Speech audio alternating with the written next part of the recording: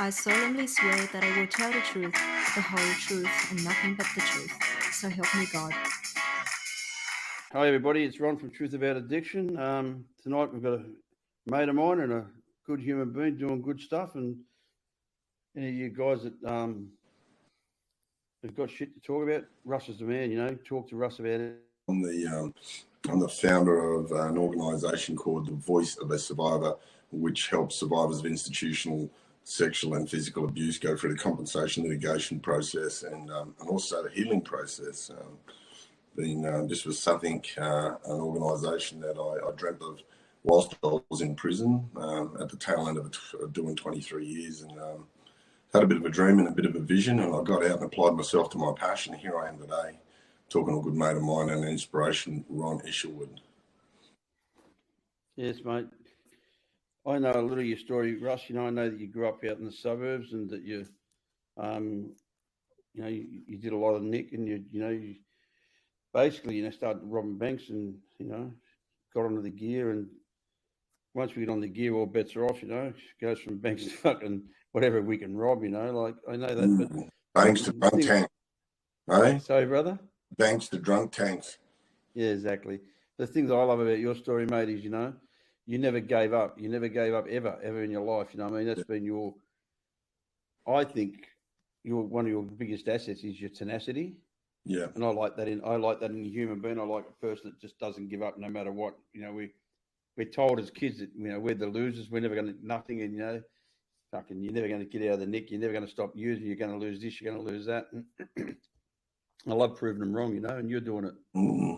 I was described by professor psychologist as a 1,000,000-to-1 shot, and I like that. I like being a roughie that gets up, and today that same psychologist, Professor Ian Coyle, is a mentor and has been a real influential person in my sort of success that I've had. It all started. I grew up in the western suburbs of Sydney at a place called Mount Druitt. It ain't the end of the earth, but you can see it from there.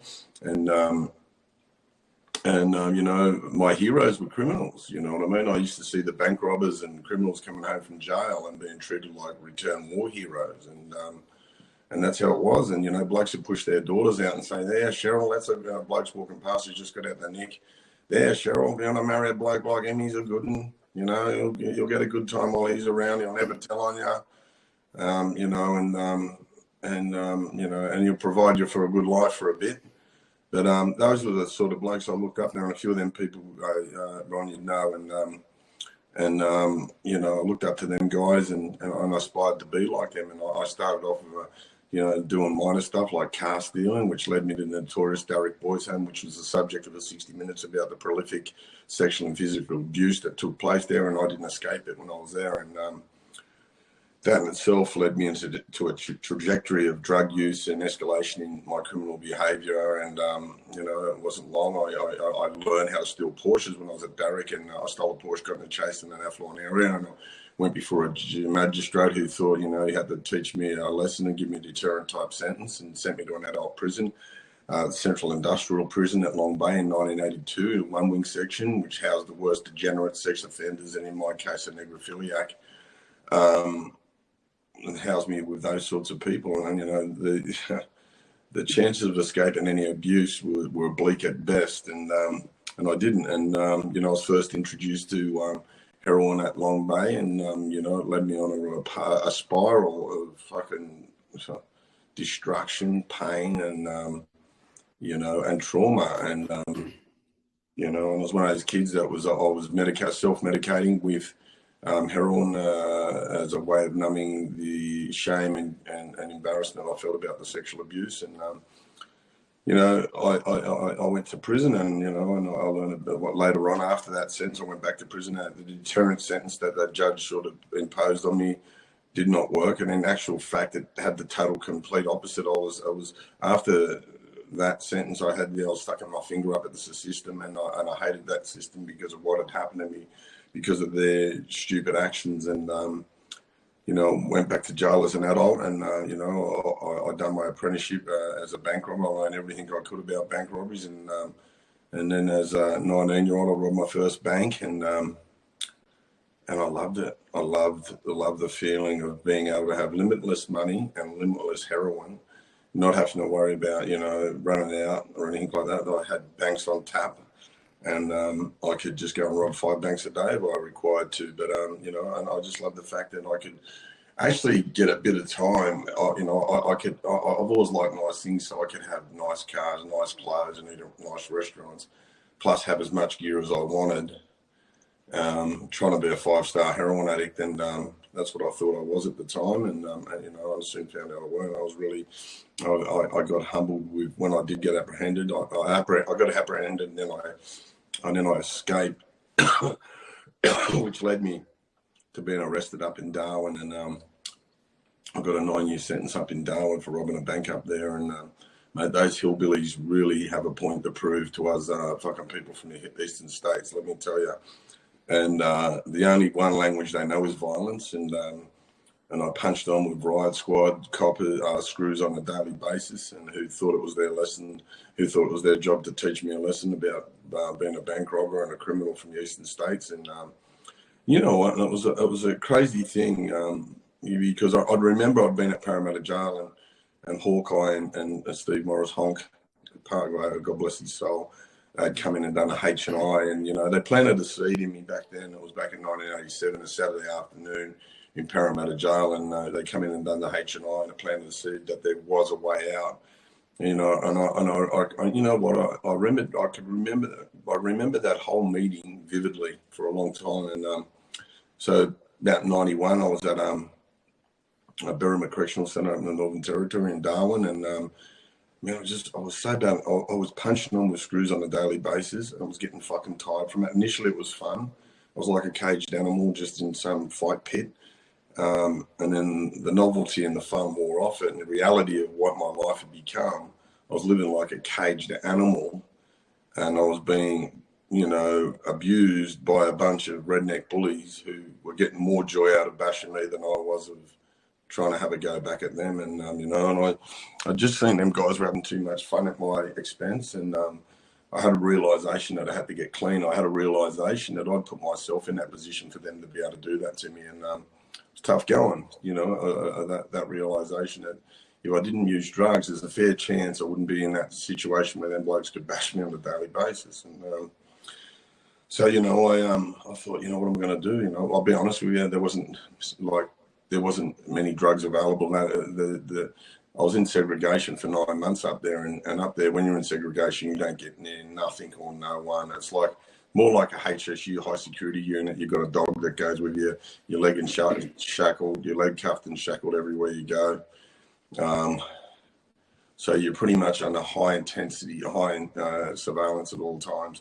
I know blokes can manage to get shots and run away under those circumstances, but not in them circumstances for me. So, you know, I was getting a few months up, and my head was getting a bit of clarity, and you know, I decided, man, I've got to stop this using. And there was an old Irish guru give me the AA Blue Book, and so I just started reading that like the Bible, and you know, and I just made a decision that I was beaten. I'd had enough, and I wanted a different life, and you know, eventually I was transferred back to New South Wales, where drugs were aplenty in the prison, and but I had a couple of years up by that stage, so I've been in the training paddock preparing myself for it.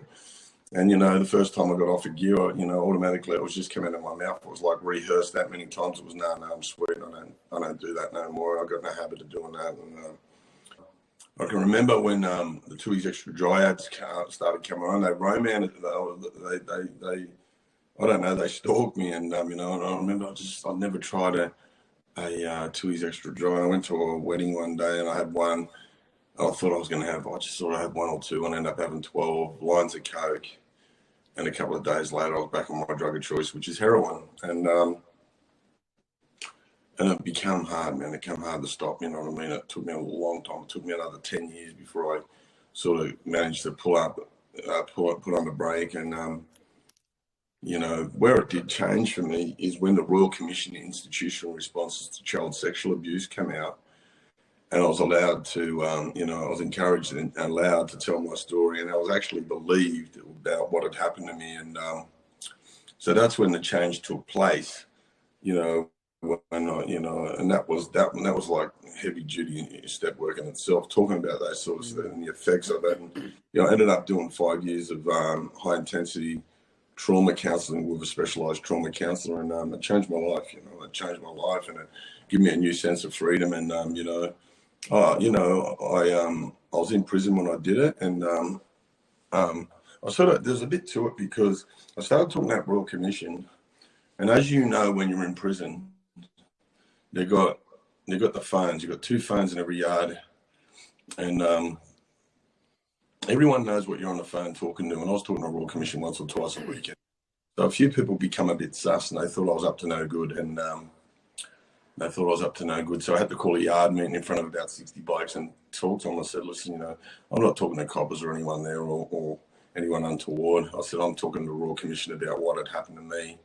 I'm not here to hurt any of you. I'm just here to heal me. And man, the boys just clapped me, man. They were blown away by my honesty.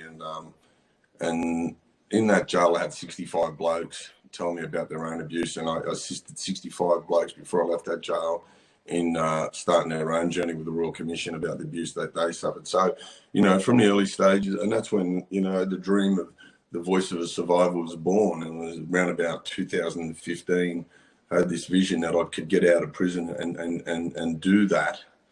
And, I ended up doing about 4 years. Coppers in there, good. I was 2 weeks to go. I was about to go home. The coppers decided they had a few old charges, charging me 6 more robberies.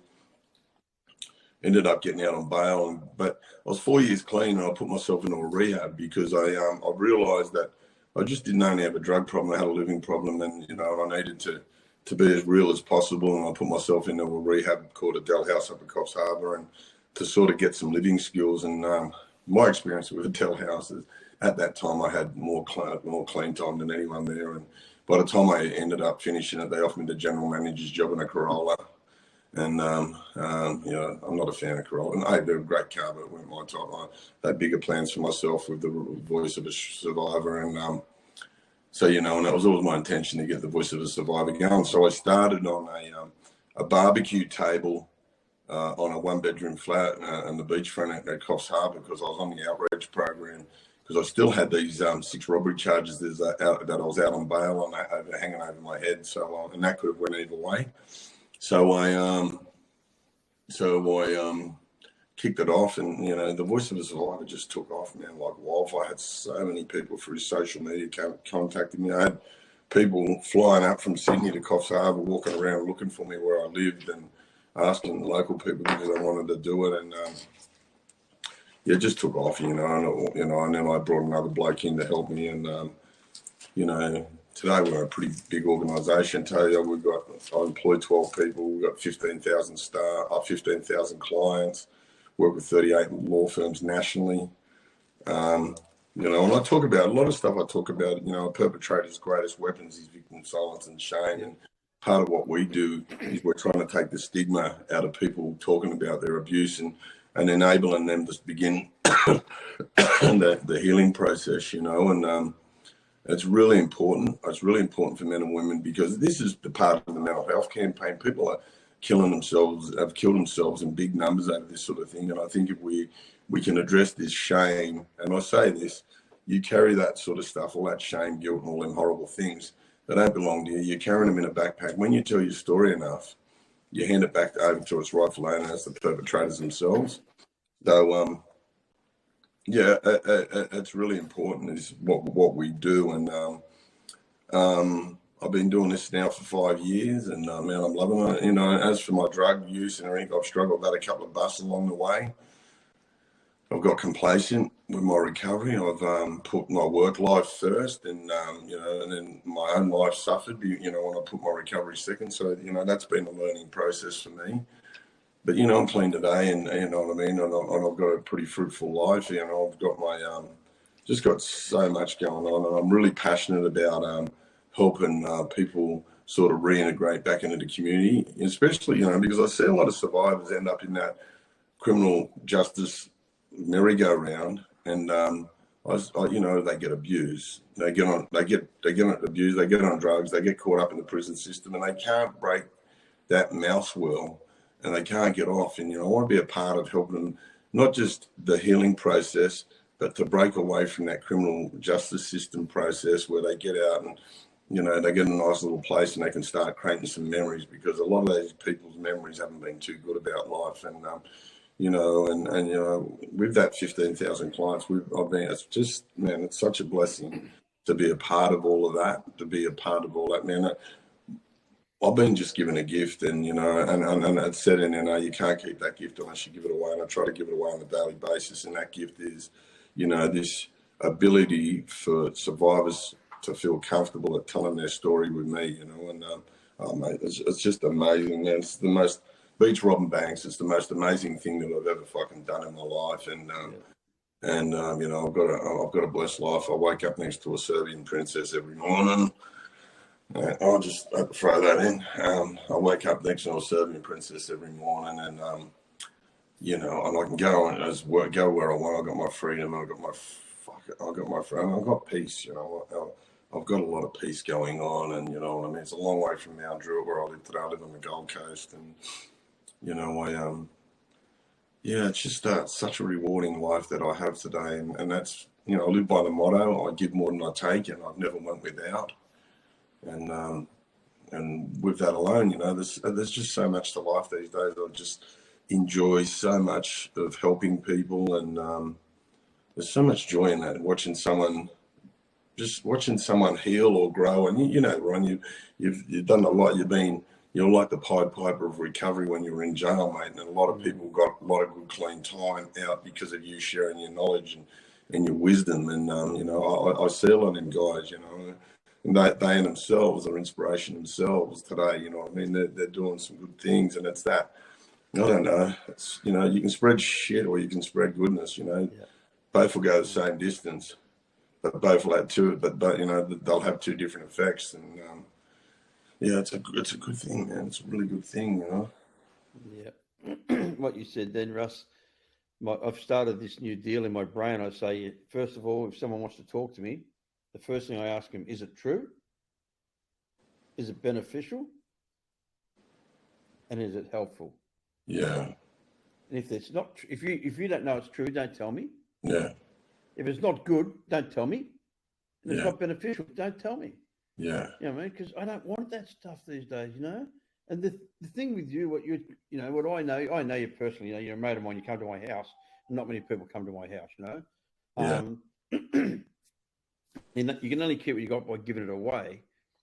But we seem to give a lot more than what we take. But our rewards are phenomenal. Blokes go, oh, you do so much for me. And I think, mate, you've got no idea how much you do for me, Yeah. I've got a couple of 17-year-old kids that I'm looking after at the moment. And they, they're teaching me all this fucking talking about, bricks. I didn't even know what bricks were. I mean, I'm 68 years old. He's talking about the bricks, the zannies and the trap house and tunes and all this shit.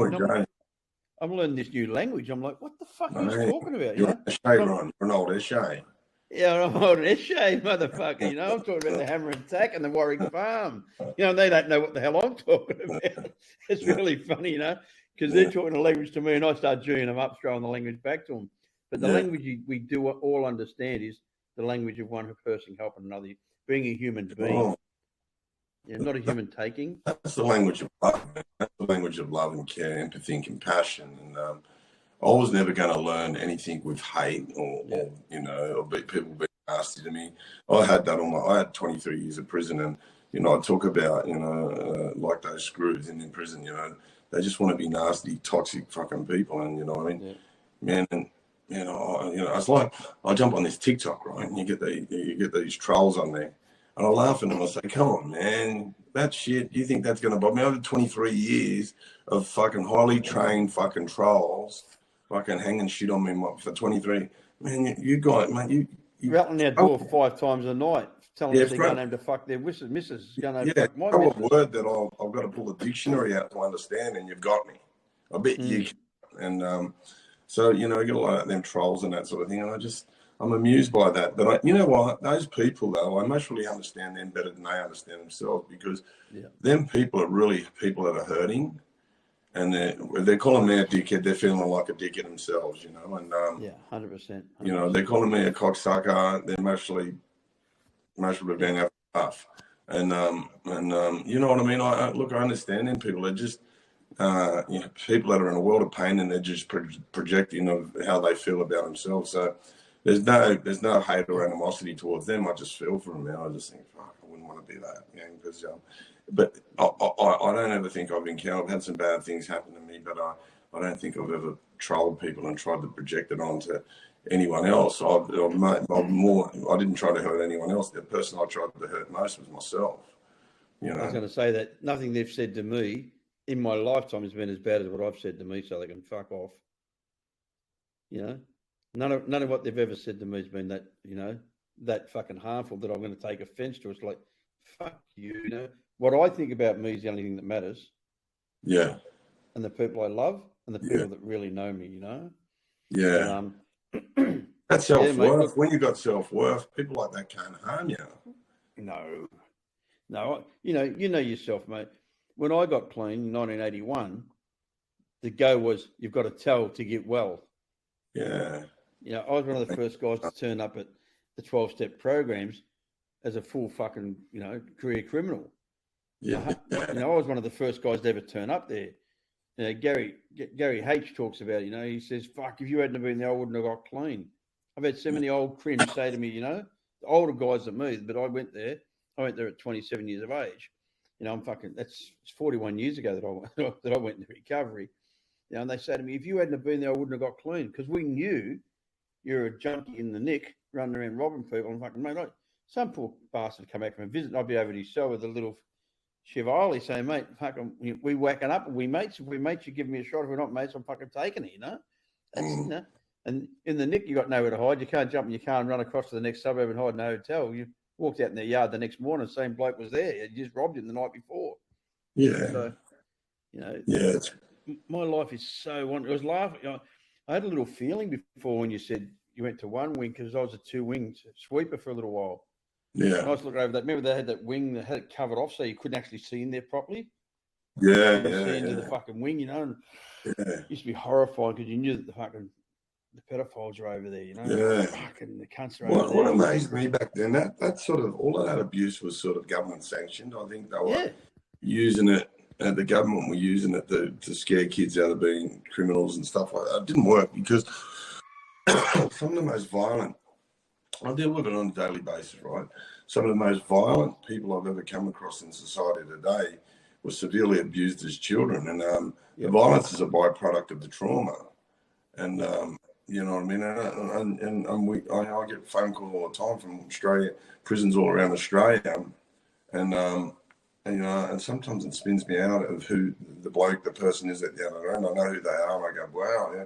They want to speak to me, and they say, you know, I want to start this thing. You know, this whole thing's haunted me a whole lot. Whether it's violence or drug use or self-harm, or, you know, it's all self-harm really. But whatever it is, you know what I mean, the underlying issue of a lot of drug use, violence, and dysfunctional behaviour is the abuse itself. So we deal with that trauma, and that's what we're trying to do at the moment. What the project we're doing within the prisons run that you're involved in, we want to get back, and it's like rubbing a car back to the bare metal. We're going to cut the rust out, and that being the trauma, and allow these people to heal, and allow them to deal with the drug side of it, allow them to get some skills, and allow them to become productive members of society. You know what I mean? If we can, if we get an opportunity to do that, I think we can make a massive difference in society. And I think if we can get rid of this stigma that's, you know, the sex abuse or trauma abuse in general suffer, you know, trauma, you know, kids that cop bad floggings or like were violently abused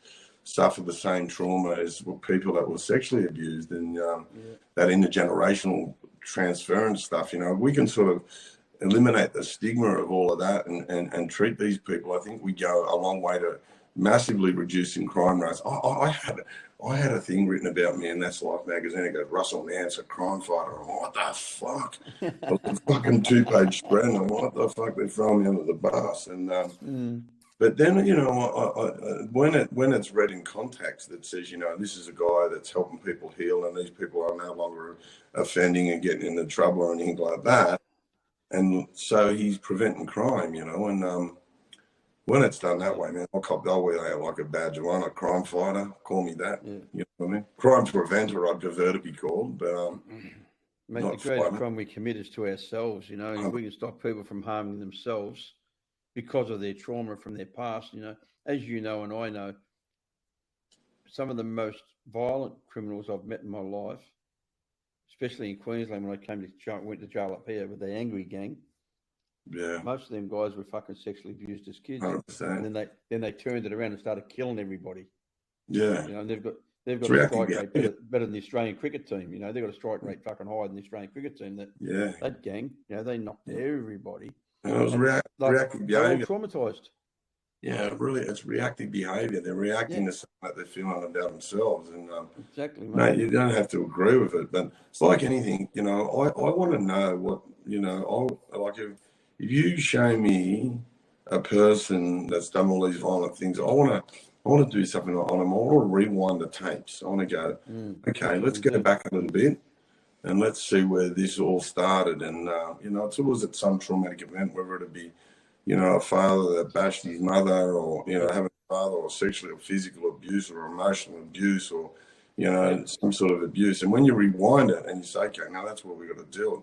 I guess, you know, that's why the step works are really important in NA, because it allows you to rewind and, you know, and work on that sort of stuff. That's why, I guess that's why the program is so successful, when people apply themselves, you know, in the proper manner.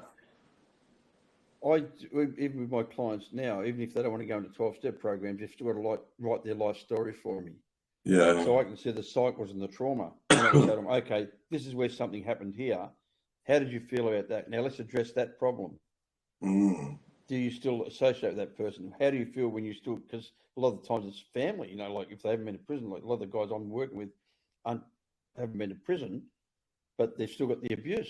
Yeah. You know, one of my clients, he's 40-something years of age, and he said to me, I got got by the priest. He's never been in trouble in his life. Yeah. And there he is snorting, you know, copious amounts of drugs and... Well, it's the void, Ron, isn't it? It's the void, because the abuse and the trauma leaves you with a void. Often that void can only be filled with drugs or alcohol, or a mind some sort of substance. Some sort of substances can be the only thing. Mind you, it's a temporary void. Yeah, and you know that. You and I know that, but yeah, it's a temporary void that sooner or later has to be addressed, or it's just going to keep repeating itself. And I think it's, for me, I think that's the difference this time. You know what I mean? Really having a big dig at that. You know, it still comes back to haunt me from time to time. It still gets under my guard. But another thing I've been left with after 23 years of prison was prison trauma. Like, you know, having people that are unemployable anywhere else, that are just fucking more dysfunctional than all the people that they're fucking they're keeping secure in prison, and casting their poison over me on a daily basis, telling me what to do. Like them people, I got a lot of trauma out of being around them people, man. You know, I'm reactive. You know, I'm really reactive to how people talk to me. I'm not in prison no more, so I will not let anyone talk to me like a shitbag. And I'll pull people right up, man. You can't talk to me like that. And it gets me in trouble, because that's just how fucking people talk. Sometimes they want to talk down here, and I just don't cop it out here, you know what I mean? And I'm reactive to it, and I'm reactive to stupid little rules that these people, like especially public servants, they're very good at creating public little rules that don't make sense, and creating red tape and regulating things that don't need regulating. And I'll ask questions about that sort of stuff. So what do we need to fill out that form, or apply to that process? Or, you know, I've got a business now, and I'll tell you, the last person I'd ever employ is a fucking public servant. I'll tell you what. Yeah, I can't do much. You know yourself. My missus does nearly everything for me. Yeah. Anything that comes to do with paperwork, I can't even go to the motor registry and fucking do something. You know what I mean? Because I'll end up by basically leaving, or having homicidal thoughts the whole time I'm there, and getting to a point where I'm like, mate, are you fucking serious? Yeah. You know, that's about regulation, Ron. It's about just fucking regulating everything. That's what I can't stand, when people can't have common sense. Yeah. I have a very short fuse for ignorance and stupidity. And a lot of people have got both of them, you know, arrogance and ignorance together. Well, the corrective service department, for me, was full of ignorant and arrogant people. Oh, man. You know, like Yeah, the whole corrective well, services. I had to laugh before when you said about the corrective services. I got a story. It's a funny story. I don't tell it, but I've never told it to anyone before. I got a mate of mine. He's a sick little fucker, a little Arab bloke. He's in jail with me. He's a sick fucker. He's a funny cunt. He had this big fat screw ass. He used to pull him off for a chocolate bar. This is our correctional officer that's looking after us. He used to give her a chocolate bar and she'd give him a zippy. I used to laugh my head about. I go, oh my fucking god, are you serious? And go, yeah, mate, yeah, I'm just going to give her a chocky and she'll give me a zippy. And I said, laugh. Yeah. I go, this is the person who's looking after me and got me in prison, and you know that I'm going to respect and listen to. You know, like come on. I remember being down at Goulburn and there was this really dog screw, right? And I remember he was ramping my cell and I was just talking to him. I was saying, you would go home, the wife would hate you, the dog would see you coming in, the dog would take off the backyard and go and sit on the house, the kids hate you. You grab the remote, you have a big fart, you think you're the only one in the house that thinks it's funny, but you don't realise they can hate you. They all want to be, they all want nothing, they can't wait for you to fucking die. And then I remember, and then a few days later, he came in and he fucking looked at me and started crying. He goes, you know what, everything you said about me the other day, you're right, you know. And I went, yeah. And I said, yeah, mate, obviously it just oozes out here. And he goes, man, I've got to change it. He said, the wife's going to leave me. The kids want to go and live with their grandparents. And how did you know about the dog? I said, no, you're predictable. You're predictable. And he said, I tried to fucking pat him and he takes off out of there. Anyway, long story short, over a period of time, everyone's going, what have you done to this bloke? And I said, what do you mean? He goes, he went from being the worst dog screw in the jail to the best. I said, I just give him some awareness, man, I said, you can't be such a fucking dog and not take it home with you, because, you know, and that's what he was doing. I said, mate, you take that shit home with you. That's why everyone hates you. They're not Crimshaw family. They've done nothing wrong to you, but you're treating, because you can't differentiate the difference between us and them when you get home. It's too hard. And the funny thing is, when I was going home, he said to me, oh, mate, you mind if I walk out the front gate? And I said, yeah, all right. And he get up there and he said, mate, do you mind if I give you a hug? He goes, you actually saved my life. He said, because the next step was suicide for me after that. Like, I'm here to please, mate, you know what I mean? Because I think that what the NA and recovery does, it gives us an awareness of those sorts of behaviours, in particular our own, and we see it in other people, our past behaviours in other people, you know what I mean? I don't know if I was that way inclined to go around being mean to people, but look, you know, I might have been, I don't know, but what I do know, I see things in people that I don't like, and, you know, it might have been coming out the way his was, but there were certainly things, what I identified in him was things that I didn't like about myself, that hate and anger towards, you know, just life in general, and not embracing life, and that's what that bloke was doing. And, you know, I've done that to a couple of screws over the years, and they were quite thankful for me. I got punched in the mouth for trying to do it to others, but I'm trying to give them. I love the truth. I love the truth. You know, I got no fear about the truth. That's why, you know, people ask me a question. I say, mate, I've even had ex-wives ask me questions. I've said to them, don't ask me the question if you don't want to, if you're not prepared for the answer. Yeah. You know, I mean, that's one thing about me. I don't lie. You know, I mean, I'm not a fucking liar. Yeah. I like the truth. The truth's nice, you know. And you know what the truth is, mate? We're doing our best. Where did we come from? Yeah. Look at where we came from. You know, like, you know, I'm a couple of months older than you. Yeah. You know, a couple of months. I'm 68 next couple of weeks. But you know, like, the trauma's the same. The trauma's exactly the same. Yeah. You know, you had a horrible upbringing, Ron. You know, yeah, the trauma's the same. You know, it's exactly the same. My father was emotionally and spiritually abusive, physically abusive to my other family member.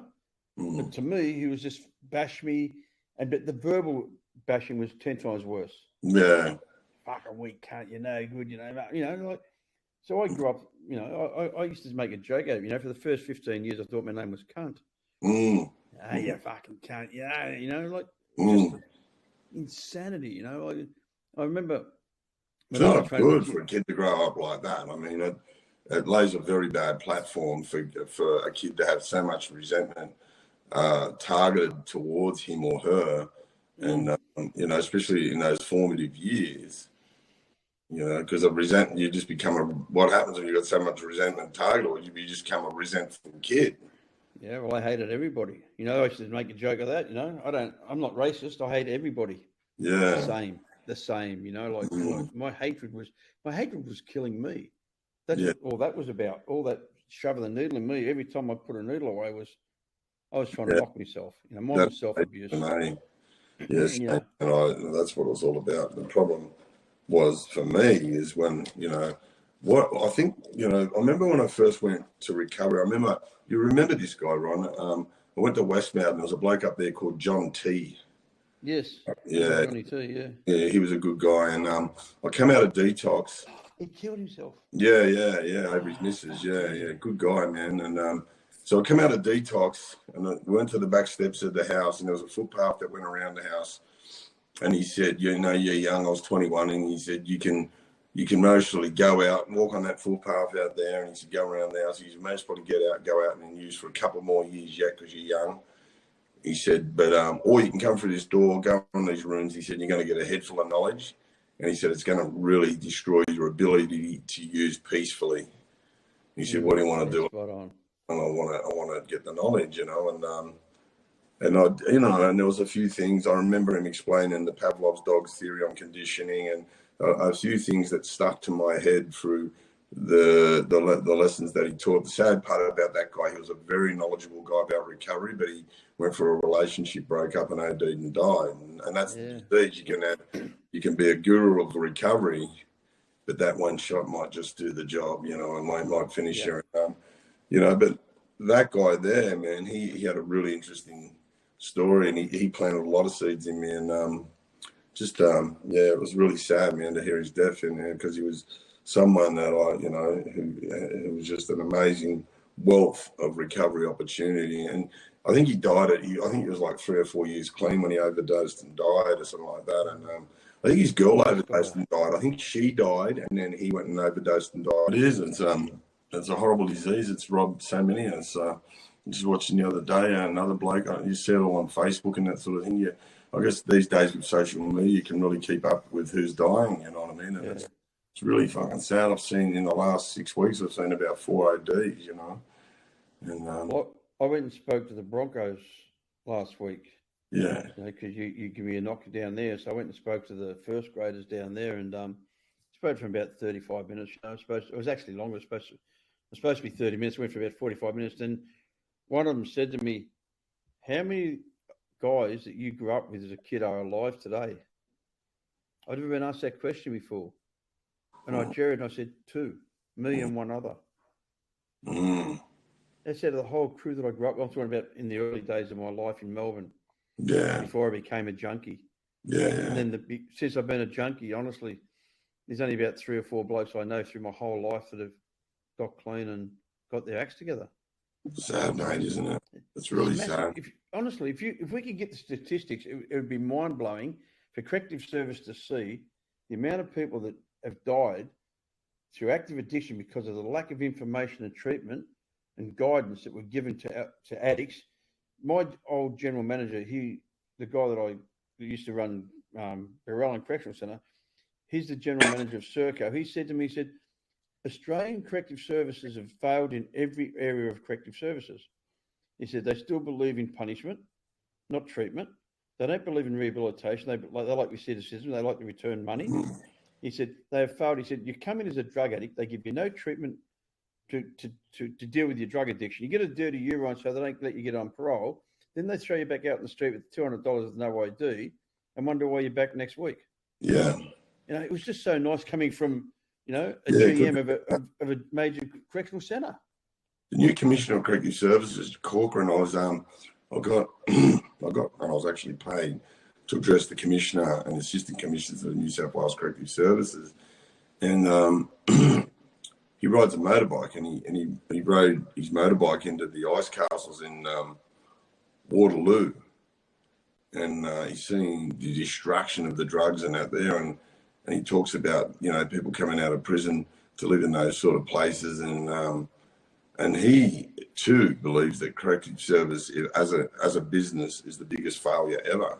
You could never get anyone to invest in it or things like that. That's just it's crazy, man. And and there's a better way. I think we look at, you look at those documentaries about those Norwegian prisons and stuff like that, and they've got it.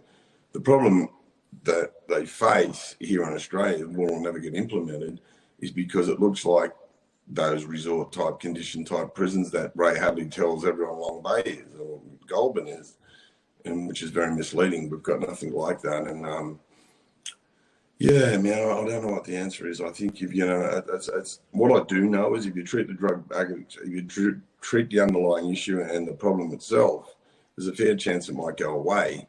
If you keep trying to put a band-aid on it and pretending it's not there, she's going to fester. It's going to fester. And the problem is we're having these days is these riot squads. Who would have remembered this, Ron? In the early 90s, they closed all the mental joints down, like Roselle Hospital, the one at Northmead, Parramatta, Morisset. They closed it all down. There was an influx of mentally ill health patients into jail that already wasn't. Remember it well, mate. Yep. So we had this massive influx of mental health patients into the prison system, schizophrenics, and then out of that you had an escalation in the prison system of fucking violence. You had schizophrenics walking around with knives, trying to kill people who they thought were going to try killing them, and so the whole prison system, in particular in New South Wales, and I'm sure that would be similar in other states, and there was this escalation in violence, and which is still rampant today. So the Screws there in turn had to escalate with their riot squads and everything like that, and their rapid response teams and all that sort of thing. In prison itself was a crazy time. Then all the any resources that were available for drug addiction or addiction type courses were taken away because they've got to invest more money in security. Yep. Deal with the mental health patients, and so rehabilitation goes out the window in favour of security for the prison. It was just a vicious cycle. But I was thinking about that the other day. I was thinking about when did it really kick up and get really violent, and that's when it happened. Oh, you're 100% correct. I was working in rehabilitation, and it also escalated homeless people. Yeah. As soon as they stopped the mental asylums, in the early 80s, I worked for Mission Beat. I used to drive the bus around and the old drunks and throw them in the back. It was a hard job. That was a hard job because I'd pick up the same old drunk under the same bridge tomorrow night with blood all over him, shit himself. I'd put him in the thing and I'd take him down to Matthew Talbot or the Salvos down there next to the police headquarters in Campbell Street there. And I'd take him in there and they'd shower him, detox, put him in the room overnight, and I'd pick him up 2 nights later, fucking blood all over, and same thing again, And, at least we're saving their lives. We don't have that anymore. We don't have that. We just don't have that anymore. The mental health, they stopped all the mental asylums, closed them all down. And as you said, they all went to prison. That was a safe place for them. That was a safe place for them where they could sort of get some sort of respite or attention or some sort of treatment. It might not be much, but it was a place where they had a roof over their head. And a feed, a shower.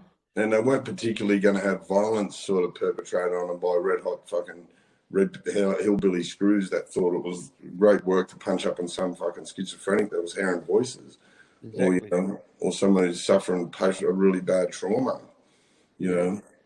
That's what I say about prison. I say, yourself and myself, and there's a few others we're going to be involved in training Screws next year, and part of that, is. My thing was take that attitude out of you want to go into prison and bash people and traumatise people that are already traumatised. There's no need for it. You will achieve nothing. Poke the tiger. Yeah. We just got to, I don't know.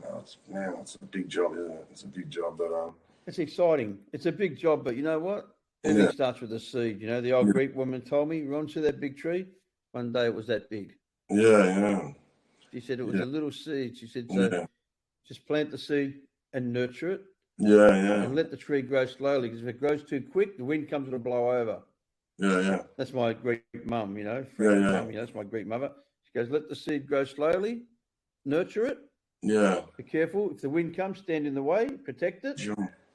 She said, then the tree will grow and the tree will get too big. So one day when the wind comes, the wind can't hurt the tree no more. And that's what we can do. Our job is to plant seeds. For sure. That's them sleep. And I'm doing a bit on TikTok and that with a few other boys in at the moment, is that that is that, planting those seeds of hope and giving people hope. Yeah. I think hope's They're good guys. They're good guys. Yeah, there's a really good team, man. We can't wait to get you in there. And Yeah, no, they're good guys, mate. The Hope Cartel.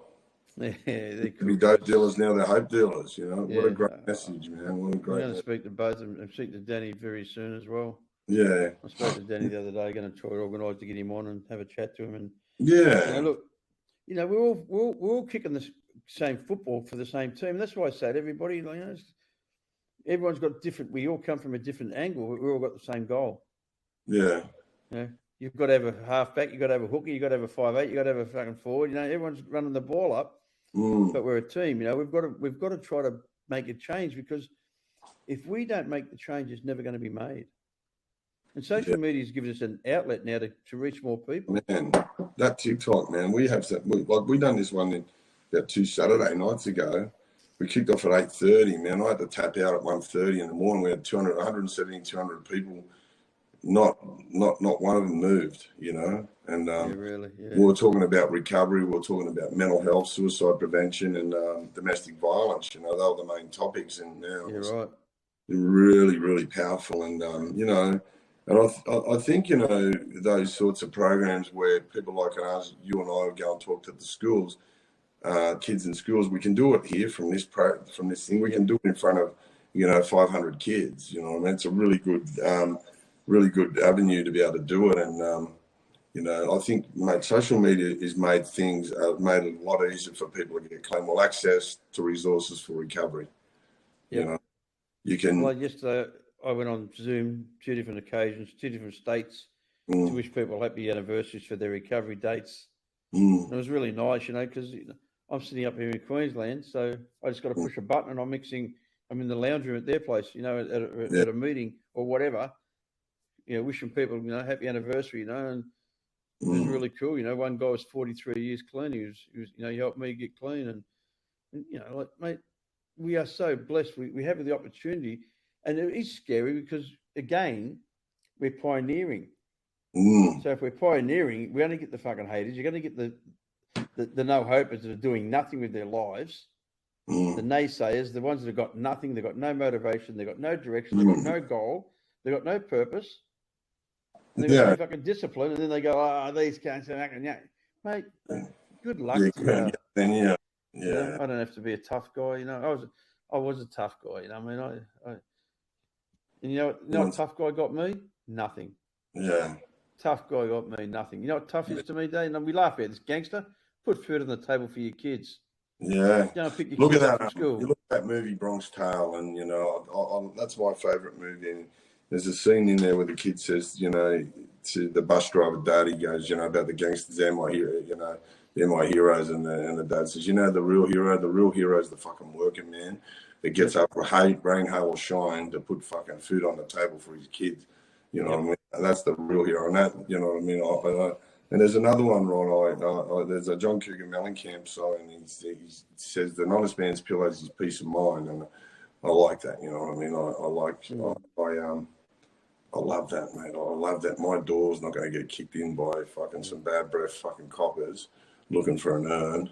Yeah. I'm not having to worry about fucking cars being bugged or houses being bugged, or don't have to worry about that. So much peace. And I woke up next to the fucking Queen of Serbia, and mate, life ain't too bad. The first thing I do is I fucking pinch myself. Yeah. And but we're really big on it, man. Lily, we're big on our gratitude list. We get up and have a bit of a chat, and a lot of them things that we're grateful for each other. But we're grateful that we have in our lives. And one of the first things I'm grateful for is my recovery. I mean, the fact that I'm not chained to a fit, or I'm not chained to a lifestyle that prevents me from having experiencing joy and happiness and love, empathy, and compassion. Yep. Well, I'm grateful for that. I'm grateful I'm not chained to that. I'm grateful I'm not locked in a fucking prison waiting for some screw to come along and open the door. And he might be in a bad mood, so he's going to be half an hour late anyway. And, just, I don't know, just being in that whole lifestyle and everything, there's nothing there. There's nothing there. I've got a head full of knowledge about recovery, so I know it doesn't work. So if I use it's against my own will. And You know what I mean? So, you know, and I say the more knowledge you get about this disease, the harder it is to use. You know, Oh, so fuck yeah. just I keep, can't use. yeah. I've studied this disease for 41 years. That's all I've done is study this fucking rotten disease. Yeah. And as I say, you know, and I said it 36 and a half years ago, I'd rather put a gun in your head and go like that Yeah. than to go back to active addiction for me, because I just can't do it, you know. It's actually cleaner. Yeah, I actually got a thought. We should do one day. Talk about what prison was really like. We should have a conversation one day. You know, I just had a little flashback of being in the dirty rotten screw van, you know, the prison van, getting pulled out of bed at 5 o'clock in the morning to get taken up and sit in the fucking reception for 3 hours. Then they put me in a van. They took me all the way into Roma Street Police Station in Brisbane. I sat there all day and never even made an appearance. They put me in the van and took me back. Yeah. You know, people don't hear about that stuff. Yeah. We should do something like that, you know. Honestly, it's a fucking joke, you know, because everyone hears, oh, you know, like, you know. Well, no, I look on TikTok and you've got these blokes that have done 9 months jail and they're glorifying it. And I just go, you've never done Goulburn. Fucking yeah, it was horrific. I did Goulburn in the 70s. Fucking crafts. I did fucking Pentridge. I did Pentridge in 71. And good days to Goulburn in the middle of winter, and you won't think, oh, it's a good for you. Glorious fucking place, let me tell you.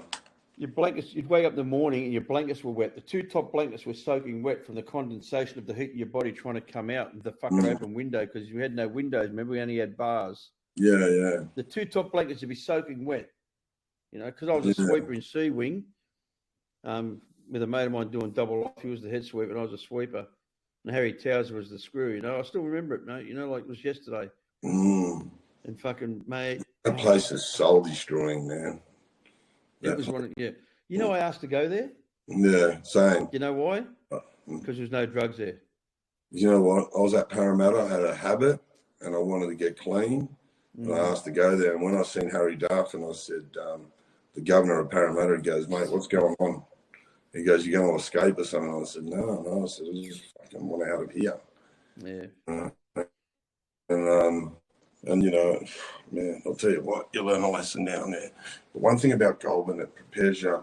I guess it gives you a resilience to, you know, you can overcome a winter there, and you know, it does. The thing I benefit from Goulburn is about resilience. You know what I mean? You're getting kicked out in the yard all day, and it's fucking 2 degrees all day. You're freezing. You've got a pair of shorts and a t-shirt, and you know, and you work. You're pretty resilient in how you keep yourself warm. And one thing I did get down at Goulburn was super fit, because that's the only thing I did is just train all day to keep warm, you know, and it created a good training ethic in me. If anything, it would be one of the benefits from it, because, you know, just learn how to fucking regulate my body temperature for 8 hours straight, you know, and yeah, you know.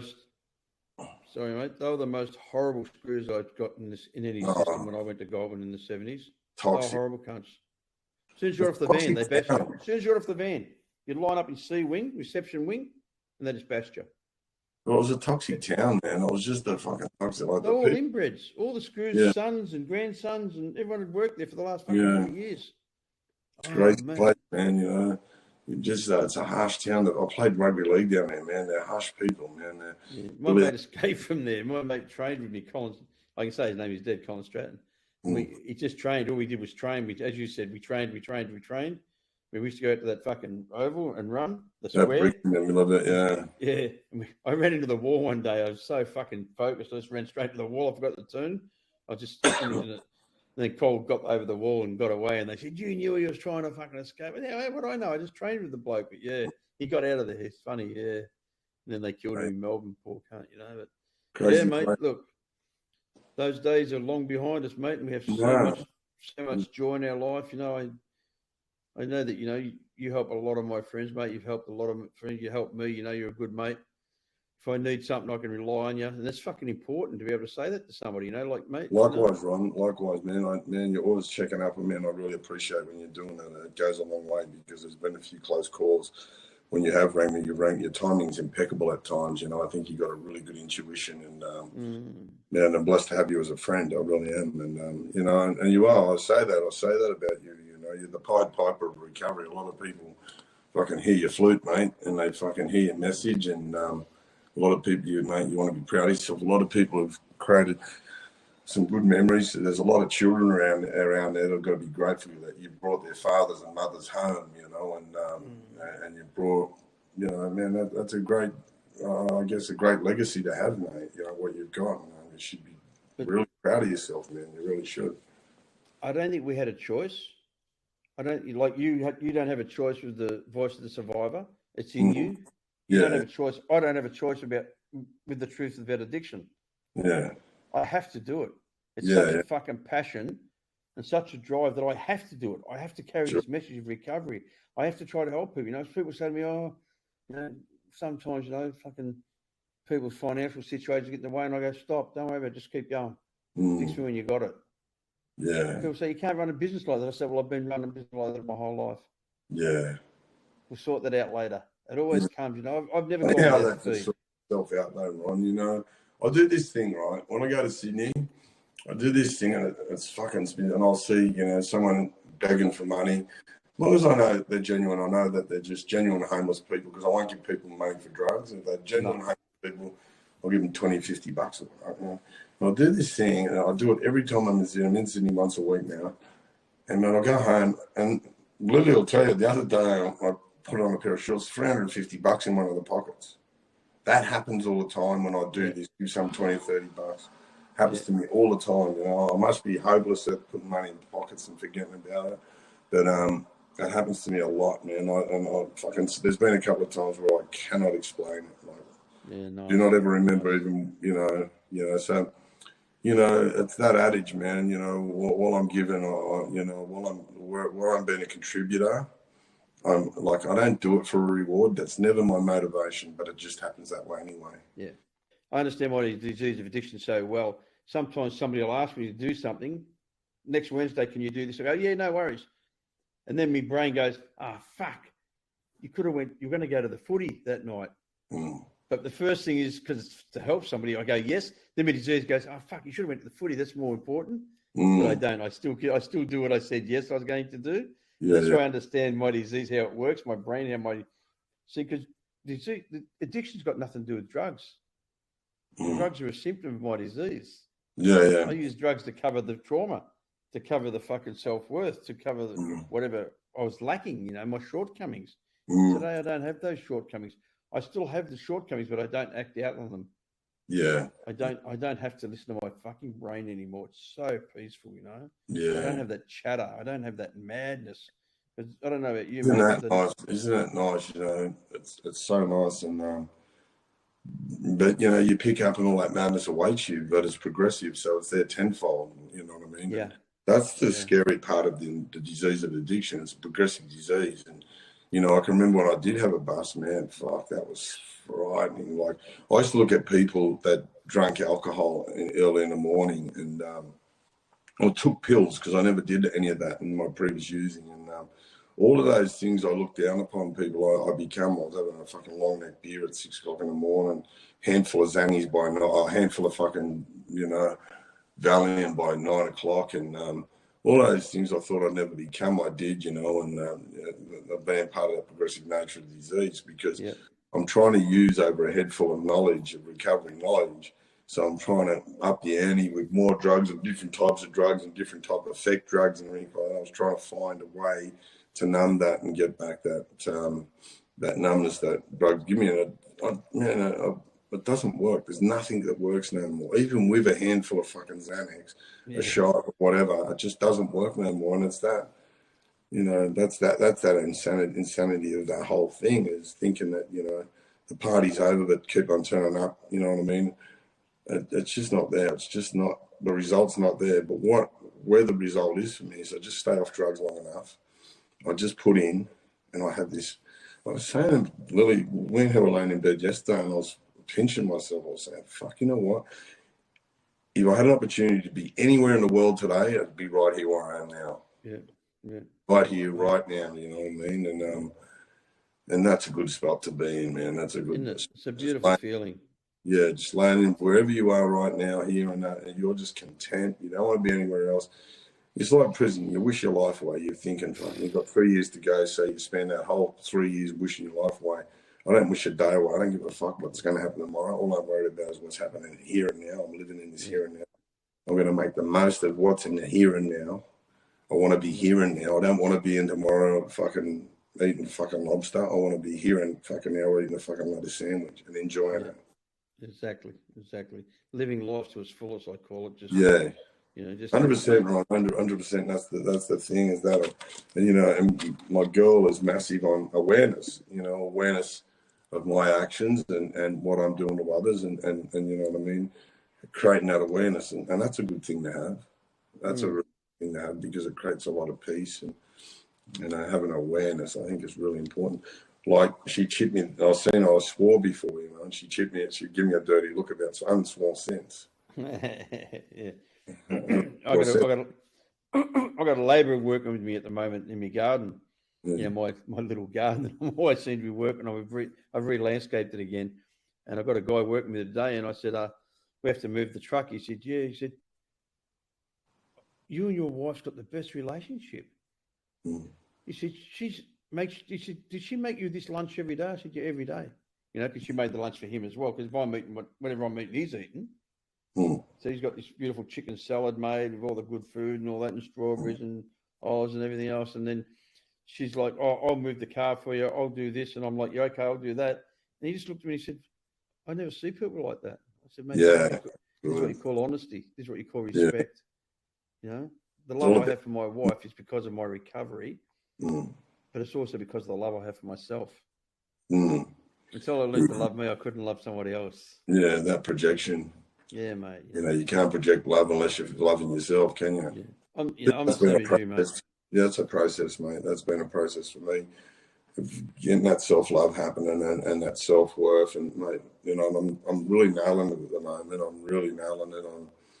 Yeah, I'm really liking where I am, and I'm just working on some good stuff. Doing my own podcast. We got my podcast, The Stick Up, drops tomorrow, which is massive. I'm waiting for that. It'd be good. Yeah,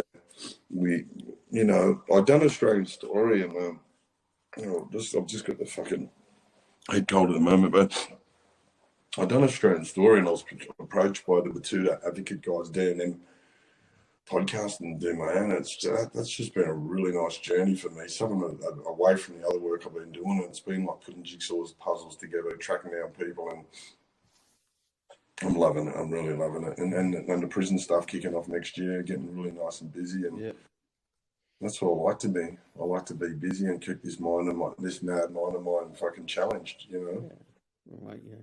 Well, we're doing something. We're staying out of trouble. That's what I say. I'm too busy. I'm too busy to get into trouble. I haven't got time to use. As I said, I'm nearly 68 years of age, and I haven't got time to use. Yeah. My day's full. Every day's full. Every day this week, I've got to ring somebody and do a podcast and do this, and then I got my clients, and then I got my sponsors, and then I got my friends, and I got my wife and children who actually came first, and then all the rest of the people fit around them. Yeah. But mate, we're blessed, mate.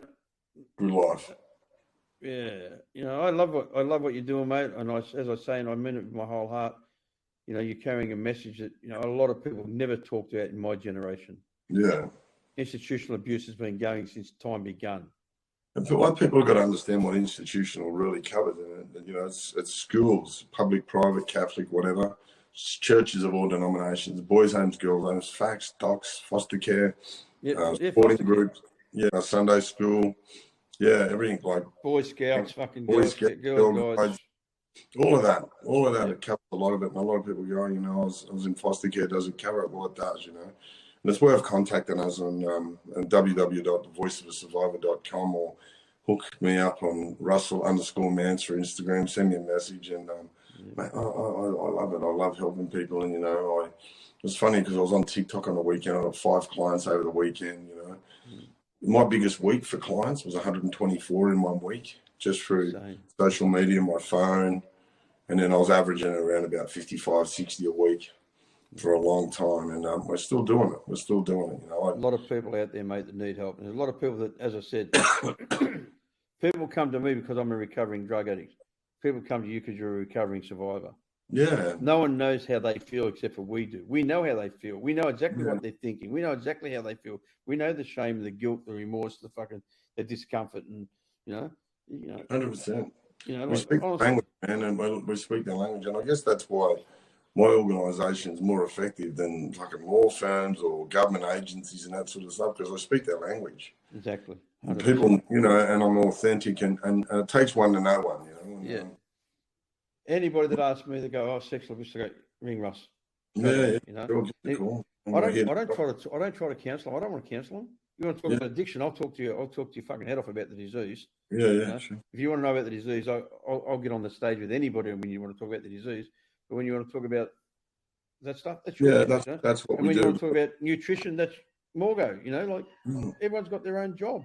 Yeah, Everyone's got their own fucking bit. You know, that's what I said. You know, we're all on the same team, but everyone's just playing in a different position, but we've all got the same goal. You know, and our goal is to try to carry the message. And we have I have a selected group. You know, I'd love to help people that have been in trouble. Yeah. I help everybody, but I just don't want people to do the fucking the 20. What do you do? 23 years. 23. That's fucking long. Now people, you know, like I forget who it was. Mick, that Mick at your book signing. Ex-cop that's doing that. Yeah. He said to me, Bobby Chapman said to me, Ron, he said, anyone that's done 1 year is mentally traumatized. And I thought back, I thought, fucking hell, you know. I don't know. I've done somewhere between 15 and 17, I can't remember. And I was traumatized from the first one. I was traumatized the first day. Yeah. Of walking into prison. That's that whole thing, you know. That whole thing is, you know, I went in as abusive, you know, just that, how traumatized. You're sitting in a prison van and 40-degree day, and some screw thinks it's a funny thing to turn the fucking heater on. Slam the brakes on. Slam the brakes on, you know, do all those sorts of things, you know. I mean, doesn't teach you anything about empathy and compassion. Doesn't make you a better person. Doesn't make you think I'm going to get out and be a productive member of society and be love and kind to everyone I engage in. It doesn't teach you nothing about that. What it teaches you is fucking, mate, people are allowed to treat you like shit, and you're allowed to treat people like shit. You know? Hatred and revenge, mine. Mine was hatred and revenge. You know, people cringe when I say it. You made me feel bad, I wanted to fucking kill you. You made me feel good, I want to fuck you. That was a product of the system I grew up in. First of all, going to pensions as a 17-year-old, then going to the youth training centre, then going back to prisons, you know, and watching people get killed for an orange. You know, seeing a guy get his head jumped on over a game of tennis. You know, poor loser. You know, just, you know, like, oh man, this is what's so important that people hear these podcasts. They understand that we're not glorifying fucking criminal history. We tell our criminal history so you understand that we came from this fucking shithole. And today we're in a different place. You know, today we're in a place of love and understanding and forgiveness. You know, my wife loves me. My children aren't afraid of me. I have 39-year-old daughters who've never seen me drunk or stoned. How good They ring me up and ask me for information. Dad, what do you think I should do about this? Dad, we want to buy a house. How do we go about this? You know, that's a gift. The greatest gift that you can give me is your time. I appreciate you giving me your time today. I really do, mate, you know. Thanks, man. It's been a pleasure being on, mate. I really appreciate it to you and your family. I love you, mate. I solemnly swear that I will tell the truth, the whole truth, and nothing but the truth. So help me God.